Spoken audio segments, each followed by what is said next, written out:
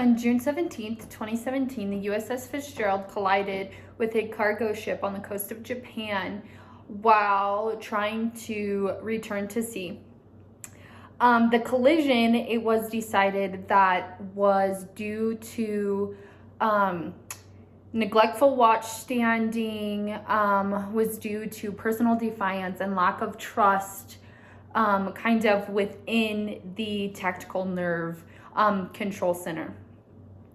So essentially, pretty much the watchstanders, so the watchstanders on the bridge, which would be Lieutenant J.G. Kapak and Officer of the Deck, Irene Woodley, they ultimately did not carry out orders in place by the CO of the ship, and two, they decided not to communicate with members in combat because of kind of lack of trust amongst the fellow sailors.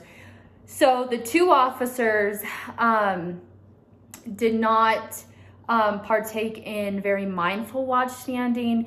They kind of took action into their own hands instead of kind of including everyone as a whole. And then the junior sailors that were kind of involved in the investigation, they were let go. I'm not sure if it was an honorable discharge or an inhonorable discharge, but either way, they were relieved of their duties, and the officers were issued charges for criminal neglect, hazarding a vessel, and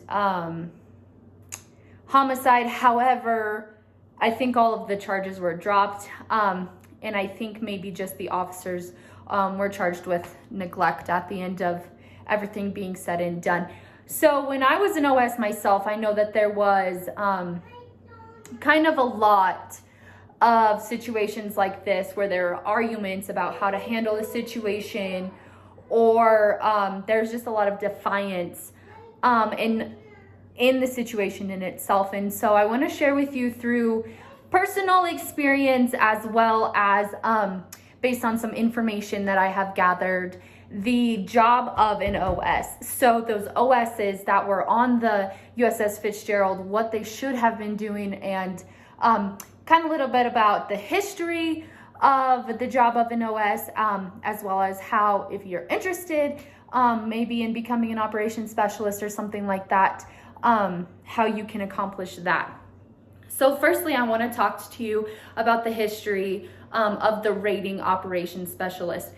So the rating operations specialist was actually established as the radar man. So in 1943, the Navy established the radar man rate, and it was comprised of radar, like the technology of it, the fixing it, the utilizing it, like actually tracking the contacts and stuff like that. And then in 1972, the Navy decided, you know what? We're going to take this rate and we're going to break it into 3 separate rates, which is how the Navy ended up with the operations specialist rating, the electronic technician rating, as well as the electronic warfare rating. Now, the ETs, like I said, they deal with just the technology part of it, so the maintenance part of it. And then the OSs and the electronic warfare rating, or the EWs, they deal with the air, the surface, the subsurface, and the missile aspect of it all.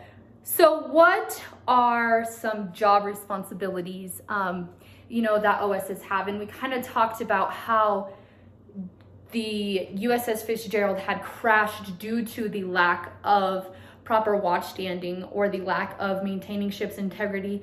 And by that, I mean, because they were not simply doing their job to the best of their abilities, as a result, they ended up colliding, which destroyed ship's integrity, the structure of the ship, I guess as a whole is kind of what I'm getting at. But anyways, so the main responsibilities of an OS is you are responsible for maintaining a tactical picture of the ship's position or ship's location, and things like that. So in order to do that, you have multiple radars on the ship. So, or within combat, combat information center is kind of what we call the nerve part of the tactical information center. Anyways, so within combat, you have your SSDT, your service detection tracker. You have your Geek Sim. You have your AIC, your TIC. Many types of radars. You have your SPA, things like that. So what all of these radars have in common is the fact that they are all capable of plotting tracks. So plotting other ships, plotting aircraft, plotting submarines, missiles, things like that. In order to, one, avoid collision, two, determine, if someone's friend or foe, three, decide, what their intentions are. What is their plan of action here? So that's kind of very basically what those radars are for. And then they have something called the DDRT table, which is a giant table. It stands for Digital Dead Reckoning Table. So there's a giant table, and there is a plain sheet of paper, giant sheet of paper on this table, and a light above you. And pretty much your job the whole time you're at that station is to plot a single dot every 3 minutes to help track ship's location or ship's position. Another thing that the DDRT is capable of is helping out in a man overboard situation. So, if someone's to fall off the side of the ship or jump, whatever have you, then we would use the DDRT in order to help locate the man that went overboard. So those are just some very basic job responsibilities of an OS. Like I said, they play a very crucial role on board the ship because they are responsible for maintaining ship's integrity, and they are responsible for helping avoid collisions and accidents and things like that, because they, other than the bridge, where the the OOD and that group stand, they are solely responsible for, they're the only ones that can see what's happening outside the ship unless, it's someone outside the ship. So that kind of will conclude the job responsibilities portion of it. So let's get into how you can become an OS if you want. So obviously, you have to start at the bottom. You got to go to the recruiter. You got to go to boot camp if you can get in, and you have to take the ASVAB. So if you guys don't know, the ASVAB is like a military placement test. So your score will determine what job you get in the Navy or military, whichever branch you choose. So you can either take it in high school, or you can take it when you get into MEPS, and then that will help you pick a job. So there's a low requirement for each job. There's a high requirement for each job. But ultimately, depending on your score, it's kind of up to you what you choose. So if you choose OS, that's great. Then you'll go to boot camp. Your job really won't matter then. And then after boot camp, then you will go to A school, where you will actually learn your job, which is about a 6-week course.